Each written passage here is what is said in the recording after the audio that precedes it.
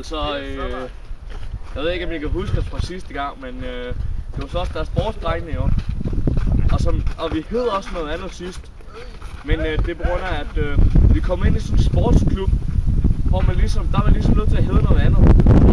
Jeg hedder Tobias, og de andre de hedder Mark og Michael. Det er nogle rigtig gode navne. Og måske hvis man er rigtig dygtige, så kan vi komme lidt til sådan noget VM om nogle uger. Men det er kun tilbage med meget rum. Det kan vi gøre i den der klub. Og vi er også flyttet sammen og sådan noget. Det er skide hyggeligt. Jeg er nu klar igen.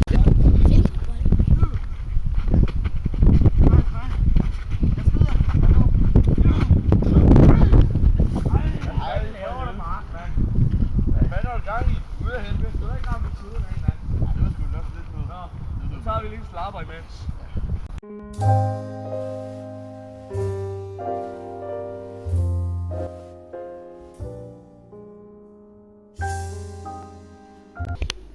Ja, goddag og velkommen til Køkken.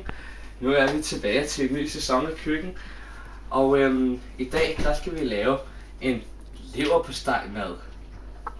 Det er meget svært. Og kameramand, du må hellere lige hjælpe mig lidt med at finde rundt i køkkenet. Så jeg sætter dig lige til at finde tingene. Vi skal bruge et stykke brød. Et stykke brød, det er lige derovre. Nå, jamen det var da herligt. Og så skal vi bruge en kniv. Den kan du finde nede i den øverste skuffe. Nå ja. Og alle de her ting, det kan du se inde på vores hjemmeside, hvordan man gør. Ja, det er meget svært. Og så er noget leverpostej. Og noget leverpostej, det har vi vel herinde.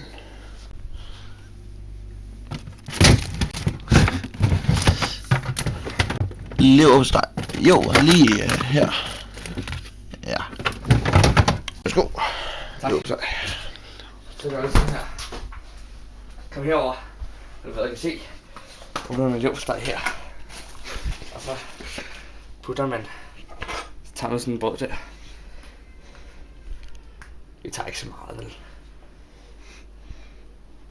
Smører bare lidt på her. Sådan. Og så har vi lavet en leverpostej. Ja, på en stjerne på en skala fra 1 til 5. Hvor svært er det så at lave sådan en leverpostejsmad? Det er meget, meget svært. Er det en helt op i en 5'er, eller hvad? Ja, det tror jeg sgu det er. Nå. Og jeg har inviteret min gode ven Pivert. Som så vælge. Men i den her sæson, der må vi desværre ikke spise tingene. Fordi at vi skal gemme den til sidste program. De skal stå her i nogle uger og rigtig trække mug til sig. Så ja. Så tror jeg bare, vi siger tak for i dag. Ja, tak for i dag. Hej.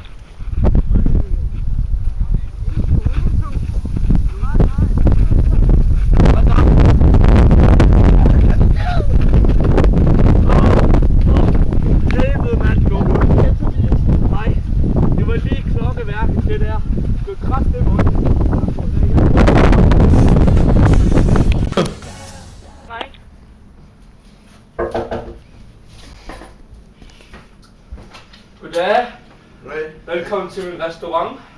Tak, reservation. Molto Bene hedder den. Det er her, du skal sidde. Jeps. Jeg kommer lige med et menukort. Ja, fint. Okay. Skal vi så til være til foran det sted her? Er det nyt?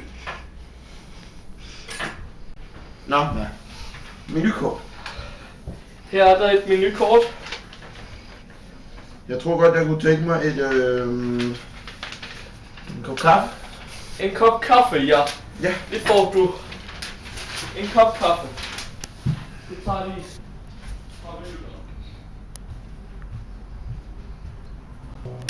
Ja. Kop kaffe. Værsgo. Tak. Smager det godt? Ja, det smager skide godt. Kunne du tænke dig noget andet? Ja. Måske en lille vingummi, eller hvad det er, hvis jeg har noget slik.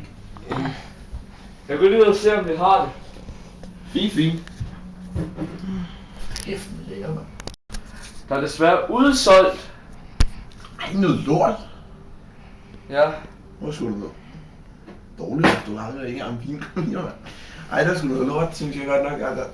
Ej, det var... Ej, det... Er der noget andet, du vil have, eller? Ej, jeg vil sgu have min vingummi. Ej, jeg tror, jeg skulle have nødt til at gå. Jeg kan simpelthen ikke komme ud og være.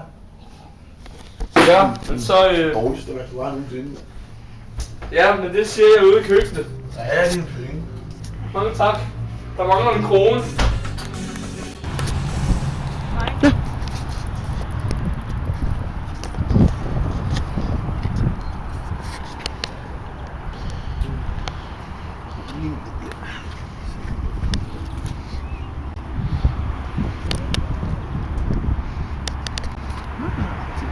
Nå, har du egentlig set mine programmer, hva'?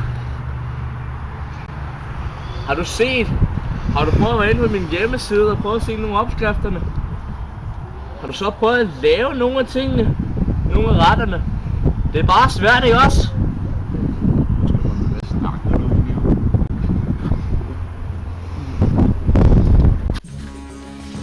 Herovre i Sverige, næsten resten af det. Og din far og bror ryger ud og falder op.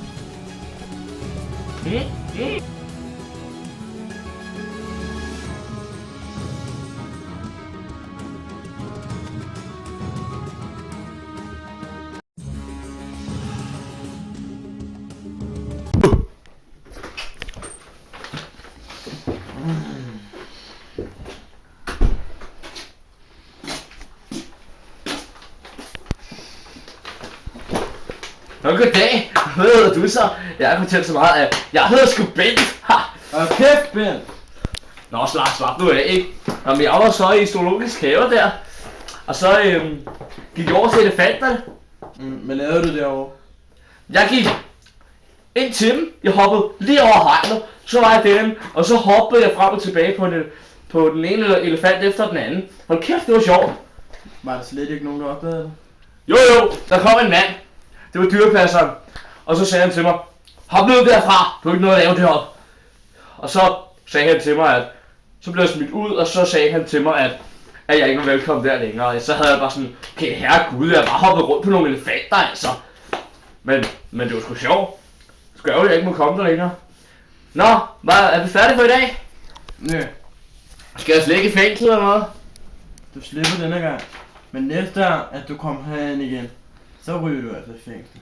Nå, herligt. Hvad er slap for at komme i fængsel? Det tror jeg skal jeg skære for Fiverr. Hvad med Bent? Jeg ved lige, hvad du skal have. Hvad med et stykke dejligt smørbrød med fiskefilet og remoulade? Det tror jeg sgu, jeg skal have. Det ligger godt i mausen, sådan noget.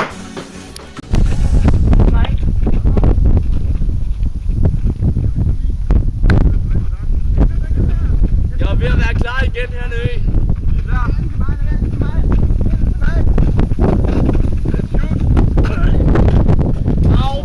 Helvede, mand, du er ikke igen, mand. Jeg har kraftedeme 2 gange lige efter hinanden i ramt lige klokkeværket. Det er kraftedeme sindssygt. Lad os bare stoppe for i dag. Vi ses i 2. Ja, jeg efterlyser en opskrift på en spegepølsemad. Jeg savner den rigtig meget. Det er fordi, jeg kan ikke lave ting uden opskrift, og især ikke en spegepølsemad. Så hvis I ser den, så ring til mig på 20 40 30 60. Så vil jeg blive rigtig, rigtig glad.